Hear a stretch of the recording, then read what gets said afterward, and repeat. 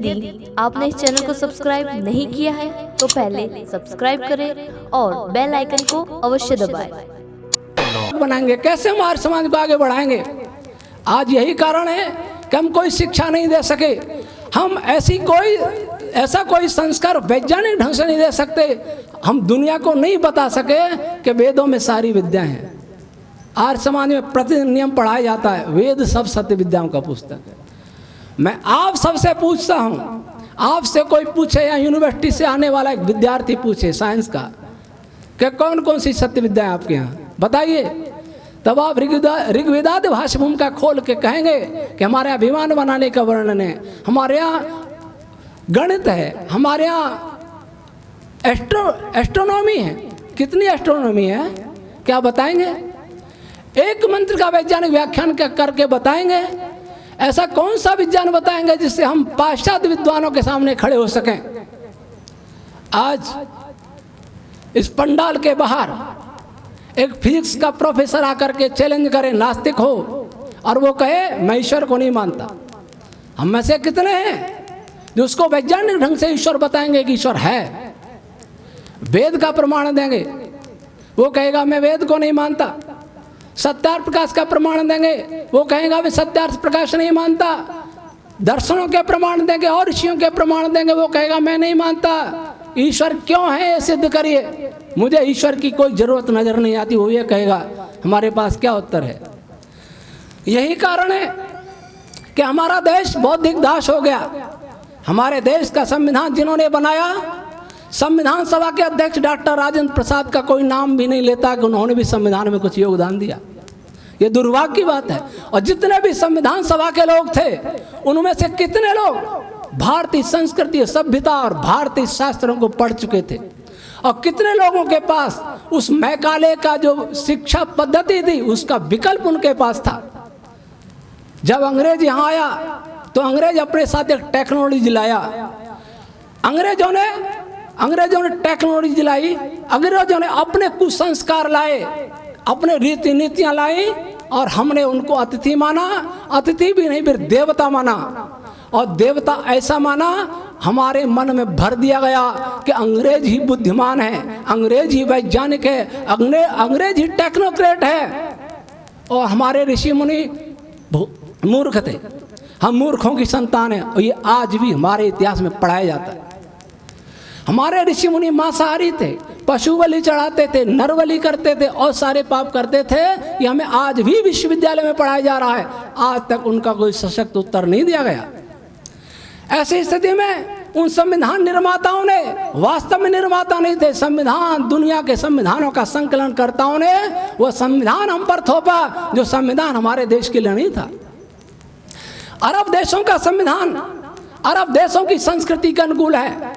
Europe का संविधान Europe देशों की संस्कृति के अनुकूल है। अमेरिका का संविधान अमेरिका की संस्कृति के अनुकूल है। हमारा संविधान किसके अनुकूल है? क्या भारत के अनुकूल है? माँ भारती के अनुकूल है? ये माँ भारती के सीने में घाव कर रहा है। जो फैसले डॉक्टर वेदपाल जी कह रहे थे, मुझे जब युवा सम्मेलन में मैं सोच रहा था, एक भी युवा ऐसा वक्ता नहीं आया जो इस कोर्ट के फैसले के खिलाफ बोल सके। कौन बैठे ये लोग जो भारतीय संस्कृति का उपहास कर रहे हैं? कौन है वो लोग जो भारतीय संस्कृति का समर्थन कर रहे हैं? कौन है वो जज और वकील जो भारतीय संस्कृति में सूल चुभ हो रहे हैं? वो है मैकाले के दास, वो पाश्चात्य विद्या के दास, कुशिक्षा के दास। लेकिन दूसरी शिक्षा, सुशिक्षा हमारे पास है भी कहाँ? हम केवल भाषण तक ही तो सीमित हैं। उसका विकल्प हमारे पास नहीं होगा, तब तक उनका खंडन नहीं कर पाएंगे। समलैंगिकता का जब मुद्दा आया, मैंने उस दिन समाचार पत्र नहीं पढ़ा, मेरे से रहा नहीं गया। मैंने एक लेख लिखा, जब यह केस चल रहा था, एक लिखा, देश मानसिक दिवालियेपन की ओर। शायद आपने सोशल मीडिया में देखा होगा। सब तर्कों का उत्तर दिया जो मैंने मीडिया में सुना, और जब फैसला आया तो मैंने एक लेख लिखा, जब हिमालय रो पड़ा। शायद आर्य समाज में किसी ने लेख नहीं लिखा, सबसे पहले मैंने लेख लिखा जब कोई लेख आए। और आपको बता दें कि उस लेख के विरुद्ध एक व्यक्ति जागा, और वो भी जागा तो आर्य समाजी जागा।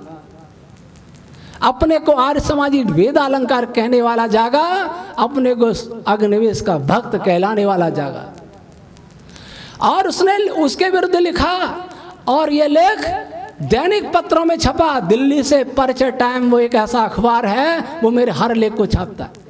और जब दूसरा फैसला अभी आया तो मैंने एक लेख लिखा, हे राम तेरे देश में क्या हो गया। वो लेख भी परिचय टाइम ने पूरा छापा। पूरे देश से प्रतिक्रिया हुई, बहुत सारे मेरे समर्थन में आए। ले जो विवाहेतर संबंध की जो डॉक्टर वेदपाल जी बात कर रहे थे, उस दुराचार के समर्थन में भी वही डॉक्टर नरेंद्र वेदालंकार आया।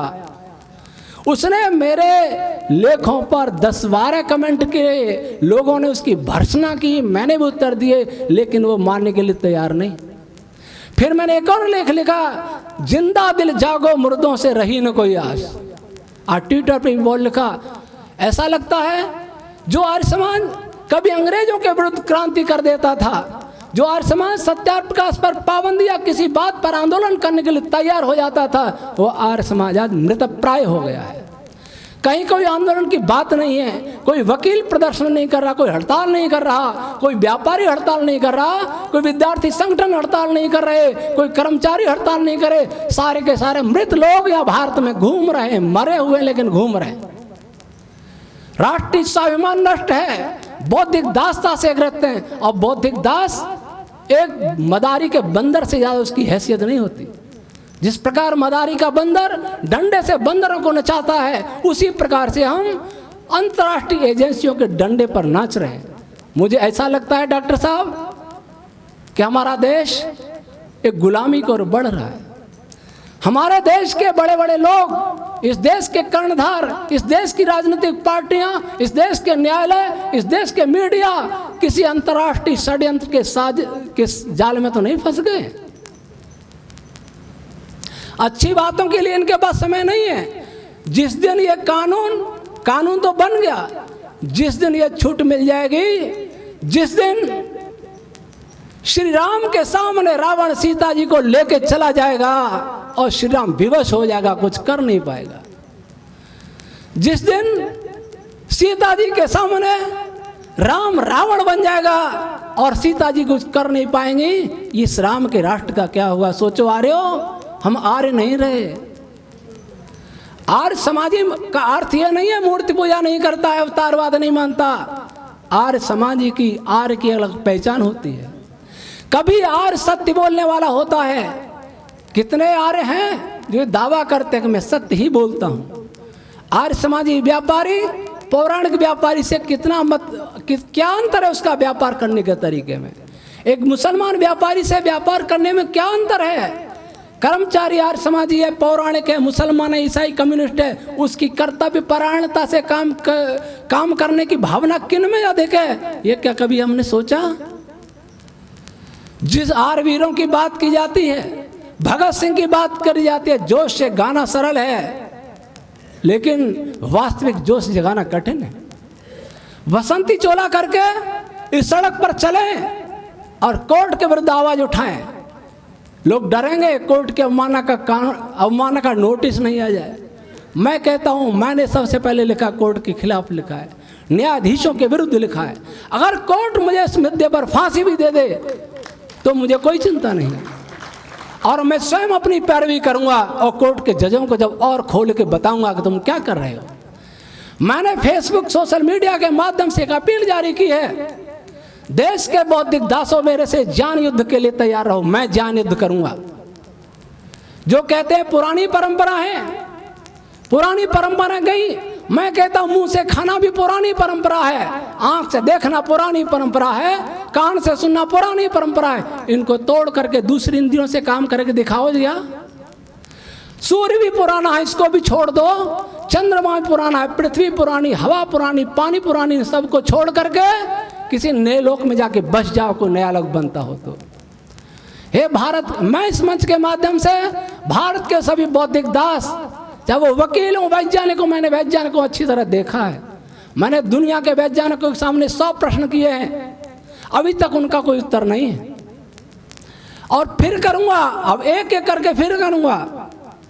मैं केवल छोटी यूनिवर्सिटी नहीं, मैं सेंट्रल यूनिवर्सिटियों को चैलेंज किया है, 27 देशों के 40 टॉप यूनिवर्सिटियों को चैलेंज किया, नासा को चैलेंज किया है। लेकिन अभी तक जवाब नहीं है। एक जवाब आया था दिल्ली यूनिवर्सिटी से, लेकिन उत्तर नहीं था। मैं आपको निवेदन करता हूं कि आज